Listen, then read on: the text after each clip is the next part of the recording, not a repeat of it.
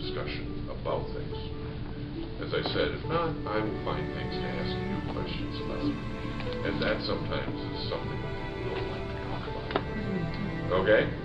So, as was said, I am a medical oncologist. I practice out of Henry Ford Macomb. I have 3 partners in this facility, and my part of the office is at 23 and Shaner in the big building where Dr. Yaya's office is, the same building. And I've got to tell you a cute story. I had an attack of appendicitis about a year and a half ago.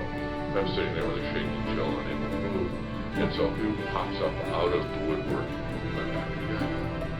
And Dr. Yaya said, I don't know what to do. You know, he's a great rheumatologist, but I don't think he's been a emergency room doctor or anything like that. And so anyway, he was the only person who came to visit me while I was in the hospital and everything. And I really appreciated it immensely. Great guy, very knowledgeable, except my wife too. So, alrighty, so I forgot to do first. Sorry? You said you had autoimmune hepatitis. How do you know that? I was diagnosed 4 or 5 years ago. No. I was extremely tired. No, not symptoms. How were you diagnosed? How do you get diagnosed? The question I'm alluding to here to stimulate the question is, how are you diagnosed? Okay? Really important part of vague syndromes. Sorry to call them that, but vague syndrome that all autoimmune diseases are. It's huge gamuts. You know, nobody is ever the same as anybody else. I've never seen scleroderma like yours before. I know they exist, but I've never seen them. So the question is, how are you diagnosed? Okay? How were you diagnosed? Okay. And what did they pull up that said you had? I don't know exactly what the terminology, but my numbers were really high as far as the liver enzymes. And I think my doctor had just had someone that had a cold. I just went to my GP and she had to go to liver transplant. So that was I'm sure you don't want one of those. No, mine was that. Okay. Now, can all of you get the same things as anybody else? In other words, can you get breast cancer?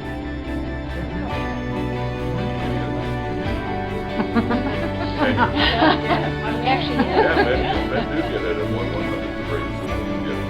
See, I told you if you don't ask me questions, I can think of 1,000 things to ask you. Okay, and so in that, cancer.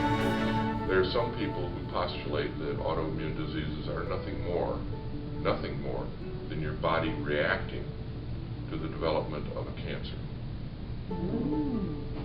Okay, and so, in particular, diseases like ulcerative colitis and Crohn's disease are felt to have some association with those types of illnesses.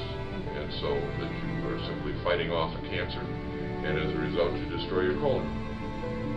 Things like that. Yes, ma'am? Well, I know I had ulcerative colitis, but I had it reversed, where everything on my waist was like ripping me up. And I was on so many medications. I had one doctor had me on Danafrin, which is the male hormone. Yeah. And then I had another doctor put me on prednisone. And I had for 5 years. And then I finally found this one medical doctor. And it makes it more than nice. It's got some milk. Really? It's called cholesterol. And it's an enema. And I don't see it anymore in the market, but I'm thinking that he got it from Elsewhere. yeah.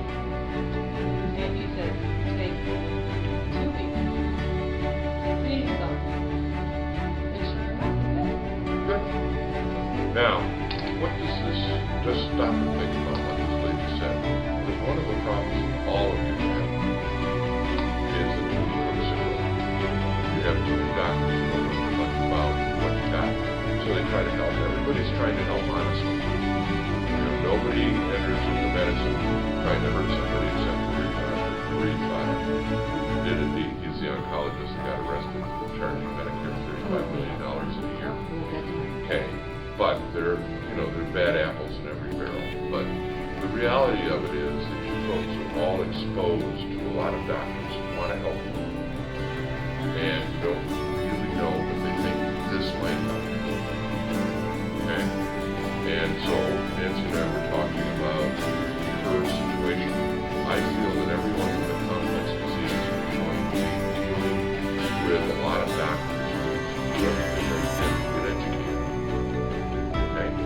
So that you don't get into the polyglot of too many medicines, too many doctors. And the other problem with medicines is nobody ever stops them. You know you're put on it for life. You know, and so as a result, you don't want to be in that position. You want to take a drug and treat something and then stop the drug. Okay? And you don't have the knowledge to do that. Okay? So you have to get that knowledge. Okay? I feel very, very strongly, and I tell my patients this. They are the boss, I'm the helper. My job is to give information, their job is to make decisions. You know, all of you are intelligent adults, and you've done that all your life, and all of a sudden now you get sick and you become a passive individual with the doctors telling you what to do. I don't think so, sports fans. You know, you need to be in charge of your health care. I tell my patients that they will be the most intelligent person in the room with their disease, always. When you were talking about that, when my father had cancer and he was going down Henry Ford, when they would have meetings, at least one other person went with them, myself or my brother or his lady friend, because emotionally sometimes it's overwhelming, even though you're an intelligent person. You know, when you're dealing with something, you know, serious. I think sometimes you just can't take it all in, because it's you as opposed to a theoretical person. It's more than that. All of you who know you have a choice of two things. You can either boot or work. And when you're with meeting with somebody, you can't do the work and process of the disease. That's exactly what you said. I agree 100%. You know, whose patient comes in, they bring their spouses along. Like the spouse. Okay, everybody's focused on the patient. But I focus also on the spouse, because the diseases I take care of are diseases of the family. They are not diseases of an individual. It affects an individual, but it's kind of like pregnancy. It affects a whole bunch of people. Okay? And so the bottom line on it is that spouse or someone, a significant other, someone who cares, someone who's recording things, it should be there. You know, if you're going to want to listen to this again, you're going to want to talk about it again. You're going to forget what you say next in mind, and you're not going to know what's going on. So you need to be in a position where you have that support from another person, and preferably a recorded event. Now, what we just implemented, the reason this meeting today is 2 weeks late, is we implemented a thing called EPIC, which is electronic health record. Okay, this electronic health record allows for you as patients who come in and see almost everything in the chart. You know, you can read a med, you can email your doctor, you can do all kinds of things like that. And it's really important. It really, really is important that you have access. Now, your thoughts, some people earlier were talking about University of Michigan. They're on EPIC.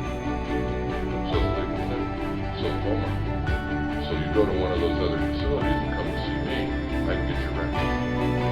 Okay? And I can see what they thought and what they did, and I don't have all the stuff that they did. I have close.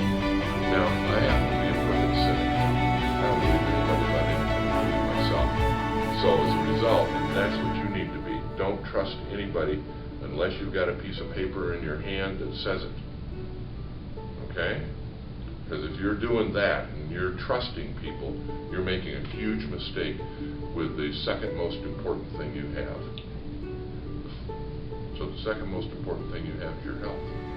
What's first? Paper. No.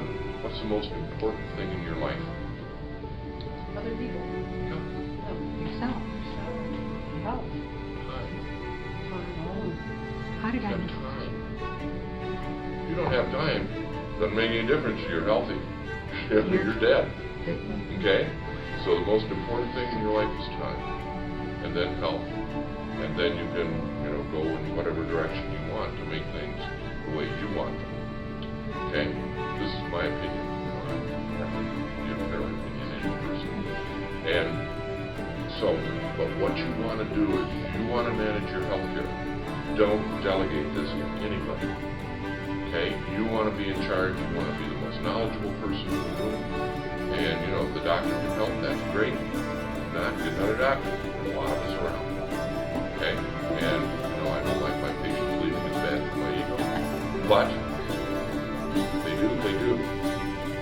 So, it was very interesting. I went to a conference a week ago on a very rare kind of cancer called a neuroendocrine cancer. And so I was all wired about this, and I had 3 patients with it, and I got a hope that one of my patients was going downtown. And I wasn't going to get to see me anymore. I said, but I've got all this great stuff. So, anyway, what you want to do, you want to make sure you're in charge of your health care. Okay, everybody in the room, with the exception of one, has had a mammogram that was last year.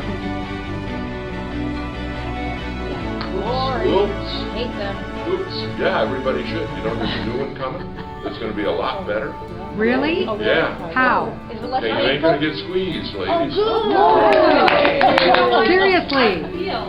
I feel that the doctor on the internet has, contacted me and said that, you have cancer cells all over your body, and you've got those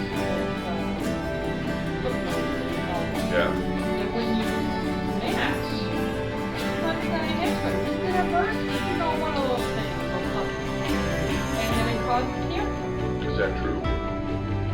I believe it. Okay. Everybody agree with that? If you think about it, Not necessarily. Okay, now, you said several things that are true and a couple that I'm going to take issue with. okay. Okay? The true things are the cells in our body are changing all the time. Statement. Number 2 is that every individual has a propensity to develop I've got several people who have 4 or 5 cancers. Okay? So, that's true. And it's a genetic thing. People ask me how to avoid dying of cancer. Pick your parents well. I was just going to say, yeah. I am on Don't that. smoke and be lucky. After that, you ain't got no control. And have no accidents. It is. No, that won't make you die of cancer. I mean, there's some very rare cancers that are related to accidents like burns and things like that. But generally, cancers are not related to that. Okay? Now, this person, did you have to pay for his opinion? Oh, Okay, good. Because there, I don't know if you've seen it or not, there's this wonderful commercial, this guy's sitting there pounding on a computer, and all of a sudden an orange sign pops up, and it says you've reached the end of the internet. Well, we all know you can't reach the end of the internet. Okay, but the internet is divided up into 3 parts. Garbage, probable garbage, and true stuff. Okay? Now, for you with autoimmune diseases, you found stuff in all 3 categories, and with MS, you found stuff in all categories. And it's absolutely true. Okay? And you've got to learn wheat from chaff.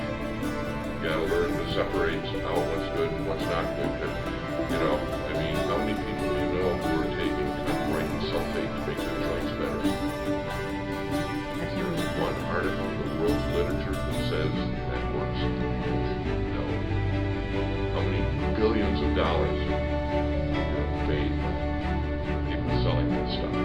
The answer is, incidentally, this is the amount spent on Orthodox cancer treatment. And this is the amount spent on Orthodox cancer treatment. They are the same. Okay? And people want to be very aware. Okay, so, anyway, back to mammograms. Almost got a standing ovation. Yeah, I want to for know that. what kind. Yeah, because people don't like being squeezed. Okay, there's a guy downtown by the name of Peter Littrip.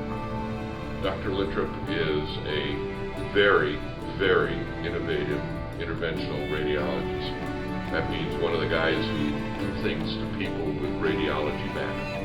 Okay? The first guy whoever did that was Colin Ring, who was my associate in the internship at Detroit City Hospital. Anyway, these guys are the ones who do biopsies and put, energy-directed therapies and things like that. But what Peter has done is he is putting together a thing called a two-dimensional, I don't know what the whole name is, it's a two-dimensional ultrasound of the breast. And what you do is you lay down and your breasts go into water, okay, and they take an ultrasound picture. Yeah, you just lay down like this, and your breasts go into the water, and the water vibrates. Ultrasound. Dr. Whitman knows how to do it, I don't. And, you know, you get a picture. And a massage. Water is warm, and the procedure is very brief. That's the second time you've mentioned that, Kim. Is that it? Massage. She likes her massages. I guess I need Oh, to. the third time, actually, because somebody's coming next week, or next month. So, the issue here is this is a new technology, okay? Now, if you've got a strong family history of breast cancer, then you probably need to have an MRI also. Everybody familiar with what an MRI is? Okay, now pardon me? Sorry about that. Okay, I'm going to ask a 5-point bonus question. What group is responsible for the development of the MRI? What do you mean by group? Nuclear med? I said that very carefully. Radio. The singing group. The singing group? Really? REM? The Beatles. Really? Oh my God, I was right. They developed. The Beatles had a company called Electronic Musical Instruments. It was a think tank. And in this think tank, people were paid to sit there and come up with ideas. There was a guy named Counsell. Okay, and Mr. Counsell was sitting there, and he made up the CAT scan on a whole book. And the MRI is nothing but a special variation of the CAT scan. Okay? So the bottom line, by the way, I'm a spermologist. Everybody familiar with the term? No. No, I didn't think so. Nobody is. Spermologist? A spermologist is a possessor of useless knowledge. Oh, gotcha. Which Okay. I will readily agree that I have, but these things stick in my mind. So anyway, the first brain scans that came out were called EMIs. And, you know, I saw one, and they were phenomenal. We didn't have anything like that. And then they've gotten better and better and better. So the CAT scanner has improved. We now have PET scans. We now have MRIs. We have all this other technology. And I want you to know, I do not imagine practicing medicine without it. I mean, my ability to help people has gone up by a factor of 100 because of this technology. There's one guy working for the Beatles, sitting in the EMI headquarters, thinking up on a whole cloth, the CAT scan. And that's how these things come about. You know, yeah, you get 5 bonus points. There, don't try to spend them. Okay, so the other thing is, I thought when I walked in here today, the first thing I was going to get was, what about the measles vaccine?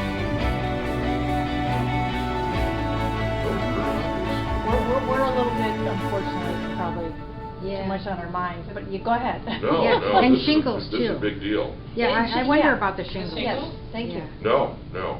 By the way, everybody's had your shingle shot? No. No. Why? What, No. why, And what you for? of them to boot, right, Shane? Why? Bam! I thought you When you leave here today, How go to come- a drugstore and get your shingle Yeah, shot. why do we have to Oh, get that's that all of Colin a sudden? Rossler, shingles. Do you want to get shingles? No. One out of I've had 3 them. will have Yeah. shingles and they are very painful. I had the worst case scenario. I would All rather, Yeah, because he's they right. put me Yeah. on IV of steroids. Yeah, I mean, right. you know, with what you guys got, He's you've right. got immune diseases? yes. Holy shit, go get a shingle shot. Now. I had them. You don't have to wait till you're a certain age?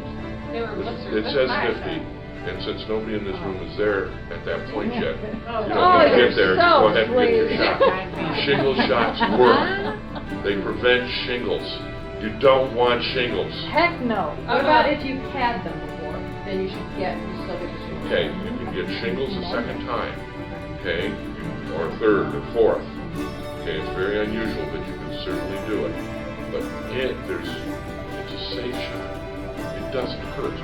It's cheap. I mean, good grief, go get shingle shots. Okay? They're going to talk to you about chickenpox and all that kind of stuff. People who had chickenpox are going to know they had chickenpox. Chickenpox is the most infectious thing that there is. Why would you take a chance? Why would you take a chance at getting shingles? Did you enjoy it? Oh my God, no, it's the worst thing ever. I was traveling, my wife and I were going to Venice last week. Okay, and my wife, I called her home. She was sleeping with atomic bombs. You know, and so we're on the plane going over there, and you know, we're going over a short night, and everybody tries to sleep. And she was awake. And we got over there, and we were wandering around the first day, and she was, you know, I was all excited and everything, and then that night she woke up at 3 o'clock in the morning. And she was admitted to the hospital in Venice because of pain. She's screaming. I know I was. Yeah. Yeah. And, you know, they missed it, of course. It's a very hard diagnosis until the rash erupts. Okay? But after that, it's very simple. Well, they missed it, and I found it. Anyway, get the shingle shot. Unless you're real, it doesn't look like any of you But are. what caused the shingles for her?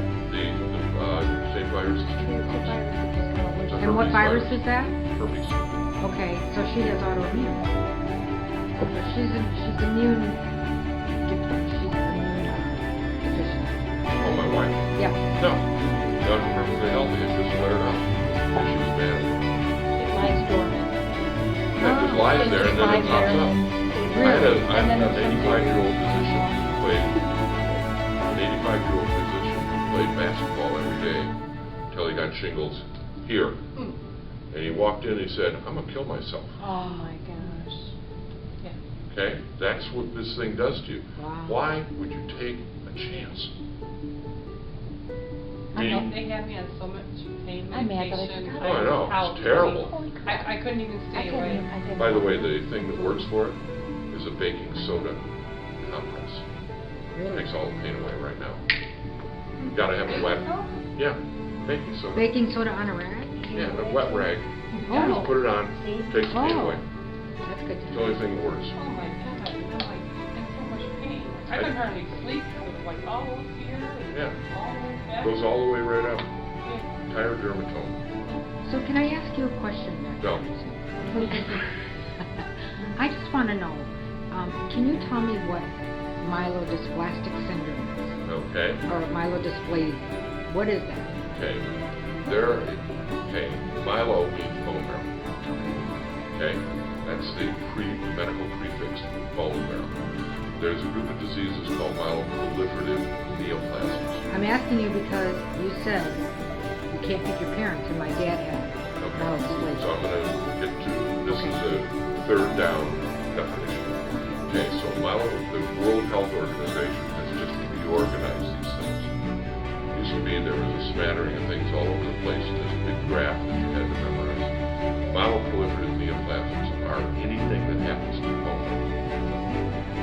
Are they Anything. related to any other kind of? Nothing. Okay. Okay, so everything in myeloproliferative neoplasms is anything that can happen to the bone. From shutting down completely, called aplastic anemia, to myelodysplastic syndromes, to chronic myelogenous leukemia, acute leukemia, all these things are interrelated. Okay, now myelodysplastic syndrome, if you stop and think about one of the largest organs in the body, by the way, is the bone marrow. You know, it's in a lot of bones in a lot of places, and it's about the same size as the liver. Okay? Big deal. And what this does is it produces blood. Okay? In blood, there are three components. There are white cells, red cells, and platelets. Okay? White cells are pus cells, things that deal with infections.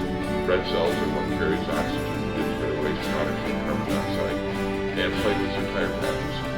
Then when you do this to yourself, platelet comes and slams in there and stops the bleeding. So you've got this assembly line that works real well. Okay? For 70, 80 years, it happily chugs along and drops these things into your peripheral blood. And you walk around with nice red cheeks like everybody in this room. And you're a happy person. Then your assembly line gets sanded. And one or more of these three components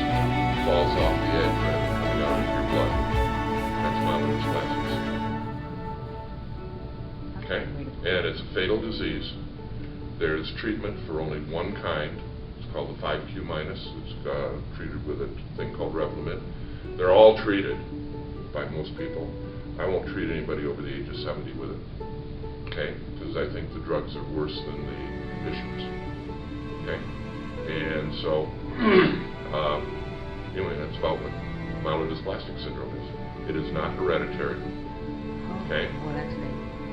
Probably due to a virus, maybe due to genes. Who knows? So what about like neutropenia, leukopenia, and immune thrombocytopenia? Okay, Penia. well, What's you're the deal talking with the about those pizzas? as being I want to call them related to your lupus. pizza. They're totally different. Oh, okay. Okay, the way that white cells exist in first of all, there's about 5 or 6 different types of white cells. Okay, there's what are called PMNs, which are 3 types.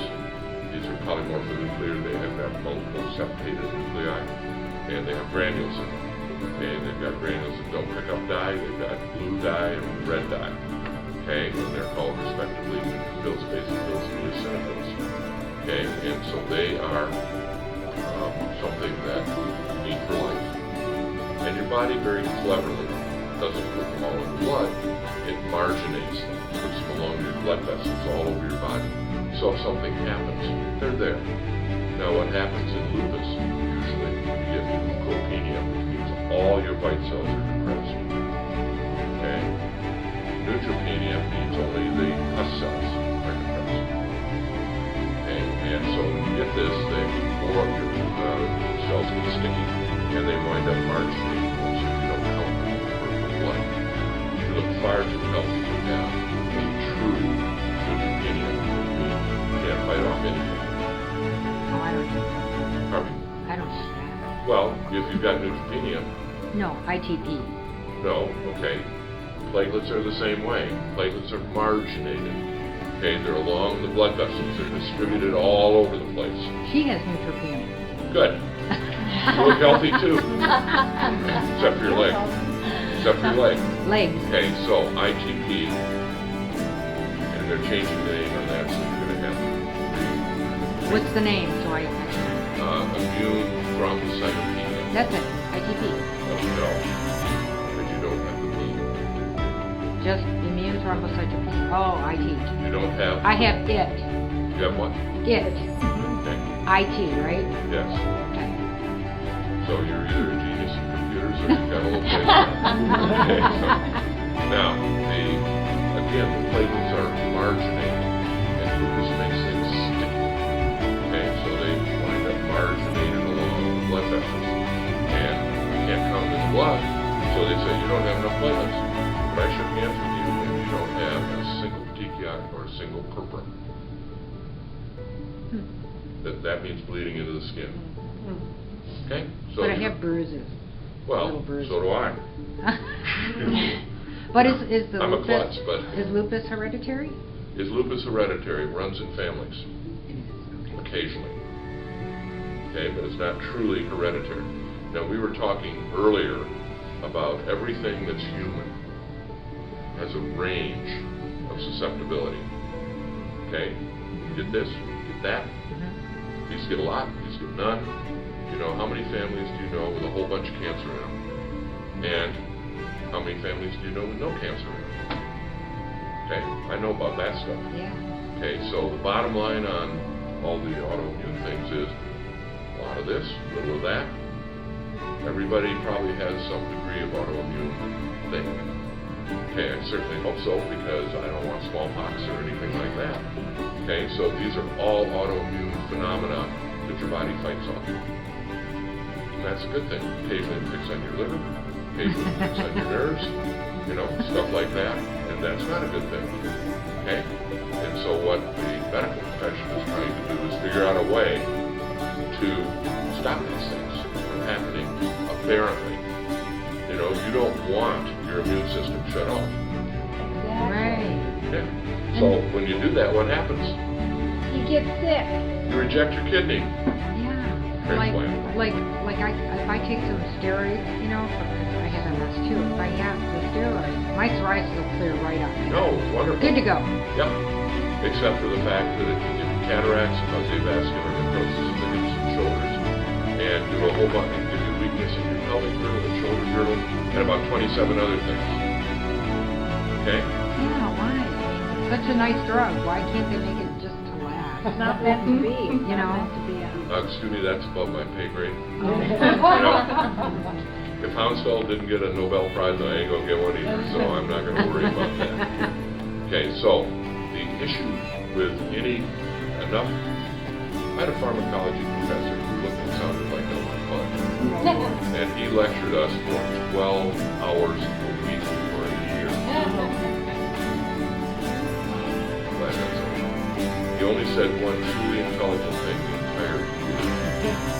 That was the first thing he said. What he said was, enough of anything will affect something. Every drug has side effects. Yeah, drowned in that. Drowned in it. Little tiny bottles. Distributed wrong, you're in trouble. Okay, I'll waterboard it. So, the issue with all kinds of treatments, like I've before, is be cynical, be skeptical. Don't take it for granted that you're doing fine on this drug. Some drugs you have to take for life. If you've had a blood clot or a couple of blood clots, you got to take something to control your coagulation system. Coagulation system is as much pain in the neck as is the immune system. There's bad things that happen, good things that happen. People don't bleed to death. That's a good thing. Well, that's like my mom. She's on this Coumadin for her DDT. I hate it because I take care of her too, and it's like 5.5, 2.5, 7.5. Why can't they get the darn thing right? I mean, Well, there's some new drugs now. There is. Oh yeah. Like what? Well, there's 3 of them. Xarelto is one. The Gacaban is another one, and I think the third one's Flonectis. And these are drugs that work by a totally different mechanism. Okay, they're new, they're very expensive, but they aren't Coumadin. Now, you all know that Coumadin is rat poison. Yes. Okay. My father used to take that first thing he'd go to the doctor's office and say, Okay, well, it also, the reason they found out about it, another spermology tale, is that cows would develop bleeding if they ate too much sweet clover. And that's what it comes from. Okay, now what Coumadin does is there are 7 proteins that it depresses. Okay, it suppresses the formation of those. 4 of them are things that cause coagulation, and 3 of them are things that prevent coagulation in bad places like your fingertips and ears and nose, things like that. So the Coumadin is a really swell drug. However, if you eat too much salad, it goes down. If you take an antibiotic and kill off all the bugs that are making vitamin K, which is the precursor to Coumadin, then it goes up. So that's why they want it. No. Now, so my advice to my patients who are still on Coumadin is eat the same stuff every day, not the same precise thing. But if you like salads, eat a salad every day. Okay? If you like meat, eat meat every day. If you like fruit, eat fruit every day. No, you can't eat broccoli. Yes, you can. They told my mother-in-law that she could not have any broccoli. Isn't that terrible that George Bush reported it right? Okay. Yeah, see, George Bush won. He didn't like broccoli. Anyway, got a lot of vitamin K in it. Boy, that's terrible, isn't it? Well, if you eat green leafy things with vitamin K every day, you're fine. If you eat green leafy things once a month, you're going to be in some big time trouble. Okay? If you eat them every day, it's no big deal. Because everything's going to be adjusted. What you're doing with green leafy vegetables, broccoli, and all this other stuff is taking a drug. You're taking a drug. And what Coumadin is a balance. Your body makes some, you eat vitamin K, you got to balance it.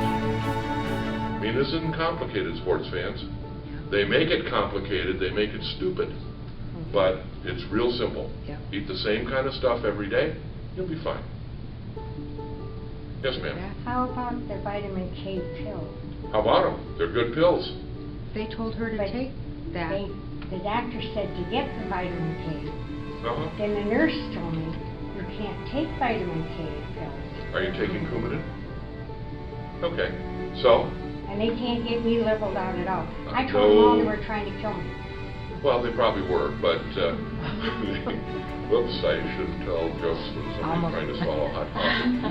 Okay, they were not trying to kill you. This is your left hand, this is your right hand. They weren't talking to each other. There you go. Okay, what a concept. Okay, so, Sound familiar? you weren't smart enough to tell them you're both wrong. Oh, I haven't seen it yet. Well, no, but you're gonna tell them. You're telling me to increase my vitamin K, you're telling me to decrease it. What I'm going to do is I'm gonna eat the same thing every day, and it's your problem to get it under control. He's right, because that's what I did say. I told her nurse, I said, I did what you said Okay, now, with this. the Coumadin Clinic at Henry Ford does a real good job of managing this stuff. You know, they're not quite as liberal as I am, but, you know, my feeling is, goes up, goes down, who cares? You know, if you ain't bleeding, or you ain't clotting, you're fine. Okay, now the new drugs, 3 that I mentioned, okay, I've got to look up that list and see if it really is one. The other 2 are, okay, don't require to change your diet, don't require blood work. Same dose for everybody. Big as me, small as you, okay, we take the same amount of drug. The doctors who make money off of it, remember everything's money. Everything's money. And at the end of this, I'm going to have a paid political announcement. Okay, and I want everybody to be aware of it. Because, you know, fortunately, Greg Jacob isn't here to give me a hard time. But I have 2 things that I really care about, and I really want to influence you significantly if I can.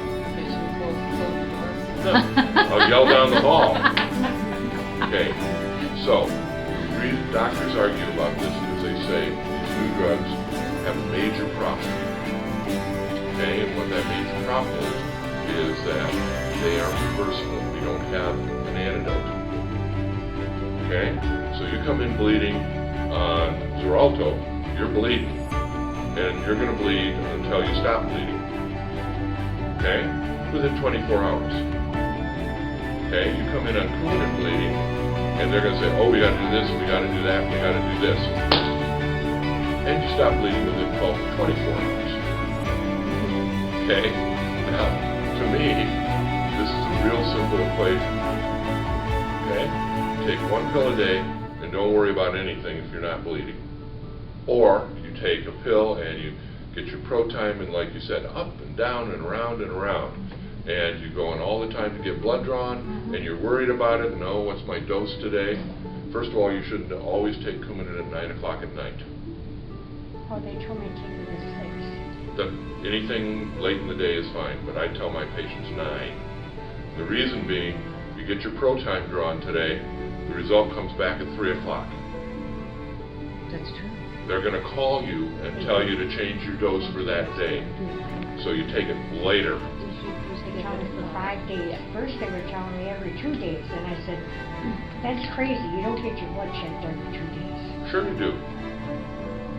Sure you do. And then the doctor calls you and he sends you a charge for $50. Wish I could get into that business. Yeah, right. See, I tell my patients, that, you know, this is your illness, you fix it. Okay? And I give them the guideline that they need, you know, which is stuff like eat a salad every day. Doesn't that make sense? Eat broccoli, salad, you know, green leafy things with a lot of vitamin K in it every day. But do it every day. Okay, you go on antibiotics. Okay? Then you want to get your blood work checked, because that kills the bacteria in your gut. Then they said if you go on antibiotics, you get fever. Well, that's a different problem. Having had it, I understand. Okay, so, but the real bottom line on Coumadin is, if you're not on antibiotics, maintain a constant diet. And I tell all my patients, go talk to your primary care doctor about switching medications. The new drugs are actually better than okay? And I'd like to relegate Coumadin back to a rat poison, nothing else. Okay, now I asked all you nice people about mammograms. Sorry to be got a one-track mind. Okay? So now I'm going to ask you about colonoscopies. Oh. Okay, everybody over the age of 50 needs one. Everybody, some people are kind of looking around guiltily, like, why did you do that? I'm 50, or I can have these so much. Okay, and how many polyps have you had? Probably like 1 or 2. Oh, okay. So how often do you need a colonoscopy? Oh, you had that hemorrhagic thing. That's different. Every 10 years. Yeah, it's every 10 years if you don't have polyps. Every 3 years if you do. Every 5 years if you've got somebody in your family, direct family who had colon cancer. Not direct, what about grandpa? Skip the generation, it's not going to be you.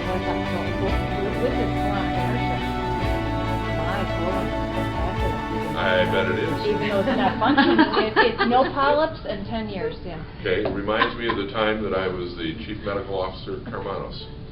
Okay, and they had this thing over at Cobo Hall where they had a 6-foot colon. Oh my God. And I got to walk through it and get pictured doing Oh, it. my. Unfortunately, I'm 6'7", so I hope there was nothing inside that colon. Oh. So anyway, You were. What? You were. Yeah. I wonder what that means. Okay, so I yes, have a question when you're done. I'm never done. Oh. Ann is a new member and she has a question Hi there. for you. Hi.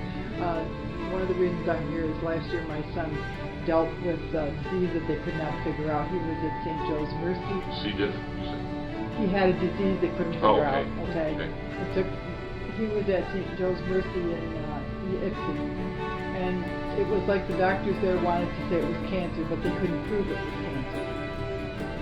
So his doctor, Dr. Hayner, finally just said, well, you're going to the Mayo Clinic. Good. So he went to the Mayo Clinic, and it took him a while. That we thought we'd get something, pretty quick, but that didn't even happen real quick. But anyway, they came back with a diagnosis for immunity IgG4. Okay, deficiency. I never got the word deficiency with it, but I didn't. Mutation, deficiency, excess. I don't Sorry, know. but I know. there's you can have too much, too little, congenital, too much, too little, Okay. and the disease is can be related to all of that, and they're all different. Okay, What is that? I can't tell you. I'm sorry, I don't know. The only one I deal with is excess of IgG, and that's a condition called multiple myeloma. Okay, and also it's got some other names too, but I don't know, and I mean that's for rheumatologists and people who deal with autoimmune diseases all the time, and I don't. I'm a very avid Dirty Harry fan. Clint Eastwood's movies. Okay, good man knows his limits. His tagline in every movie. I know my limits. So I don't go over that threshold. What you want to do is get the paper from Mayo Clinic, sites diagnosis on it, start researching on it. I'm sure that she had the portal from there. She was just checking the data and get into it. That's what you want. But they were going to start treatment on him, and they did a CAT scan to make sure they knew what was going on. When they started to do this, he had been on a lot of steroids for like 3 years. And they finally got off of all of that. And they did a CAT scan. When he went to the hematologist, he told him that when they looked at the CAT scan, it looked like his body was either calming down or whatever word you want to say, but he wasn't having any symptoms, and the nodules that were in his lungs, some of them had disappeared, and the bigger one had gotten a little small. Okay. So he said the side effects from it are quite, they're there. Unpleasant. Yes, so he says we're going to let you go for 3 months, and this is where he's at right now, but he had lost 60 pounds. He was blood clots, and it was just Okay, well, I'm glad they may have figured out what he's got. That's it. Okay, I am sorry to put it in those terms. Be a cynic. Yeah. Everybody wants to believe, I have X. Yes. Do you? Really? Be sure. Yes, And there's always new things, there's always new advances. Make sure. Be a cynic. Yeah, they thought Don't at first that trust. he had Langerhans. but, Langerhans? yeah. What about Langerhans? That's the name of something in Well, the pancreas. there's another word that goes with it, but I don't remember. Islet? No, it starts Yeah, with a that's T. Langerhans are the things that produce insulin, glucagon, and VIP. So, I don't know what Langerhans, what that means. Okay, sports fans, be cynical. Don't trust anybody. I'm going to get a shingle shot. Good. At what much as I time want today to. are you going to get a shingle shot? At where? At what time? Oh, well, later on today. Walgreens. Big deal, guys. Big deal. Make sure, protect yourself. I'll tell you, the first day the shingle shot came out, the first dose that came into the pharmacy, that's it. I got the first dose. Did you take your wife? No. Because, no, you gotta have my wife. Okay? I said, want to come? No. I'm not gonna get shingles. She's almost right. And look at her. Here she is. She ruined a vacation. Oh. And I'm sorry. Did she have to wait? Pardon? After she got shingles, did she have to wait a certain time to get the shot?